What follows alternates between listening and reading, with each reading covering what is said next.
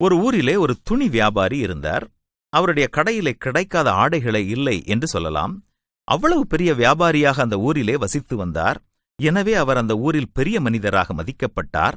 அவர் அநேக நாடுகளுக்கு ஏற்றுமதியையும் மற்ற நாடுகளிலிருந்து இறக்குமதியையும் செய்து வந்தார். அவர் தன்னுடைய கடையிலே ஒரு விளம்பர பலகையை வைத்திருந்தார். அது என்னவென்றால், இந்த கடையில் உலகத்திலுள்ள எல்லா வகை ஆடைகளும் கிடைக்கும் என்பதே அது. ஒரு நாள் அந்த கடைக்கு ஆண்டவராகிய இயேசு கிறிஸ்துவை அறிந்த நபர் ஒருவர் வந்தார். அந்த விளம்பர பலகையை பார்த்து சிரித்துக் கொண்டே கடையின் உள்ளே சென்றார்.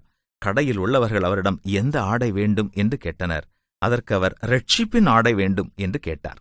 முதலில் இந்த வார்த்தையை கேட்டதால் எல்லோருமே ஒரு நிமிடம் ஆச்சரியப்பட்டனர். பின்னர் இந்த விஷயத்தை தங்கள் முதலாளியிடம் கூறினர். அவர் அதனை கேட்டுவிட்டு 2 நாட்கள் தருணம் கொடுங்கள், அதற்குள் வாங்கி கொடுத்து விடுகிறேன் என்று சொல்லிவிட்டு அதை தேடி பல இடங்களுக்குச் சென்றார். ஆனால் கிடைக்கவில்லை. தன்னுடைய தோல்வியை ஒத்துக்கொண்டார்.